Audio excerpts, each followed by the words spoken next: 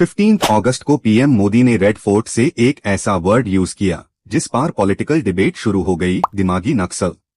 हथियारी नक्सल तो थे, लेकिन दिमागी नक्सल, ये दिमागी नक्सल मौके की तलाश में है। लेकिन सवाल ये है कि आखिर दिमागी नक्सल होता क्या है?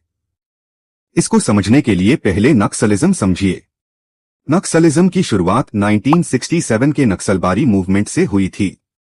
बाद में इस मूवमेंट का एक बड़ा हिस्सा माओइस्ट आइडियोलॉजी से जुड़ गया, जिसका मानना था कि आर्म्ड रेवोल्यूशन के थ्रू पॉलिटिकल सिस्टम को बदला जा सकता है।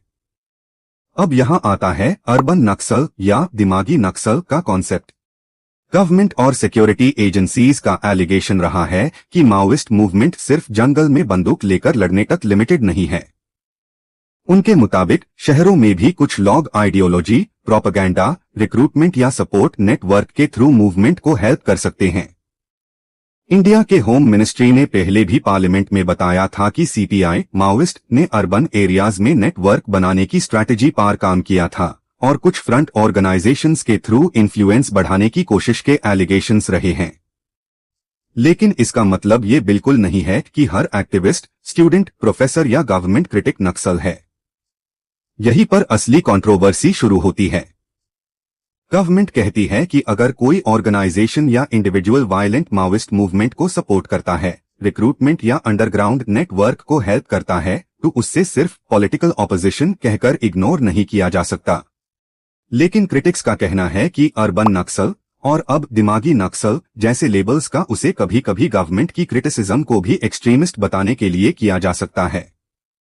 इसी वजह से ऑपोजिशन और सिविल सोसाइटी के कुछ लोग इस टर्मिनोलॉजी की क्रिटिसिज्म करते हैं। तो मोदी जी ने ये वर्ड क्यों उसे किया? उनके स्पीच का बेसिक मैसेज ये था कि आर्म्ड नक्सलिज्म कमजोर होने के बाद भी माओइस्ट आइडियोलॉजी को कंप्लीटली इग्नोर नहीं किया जा सकता।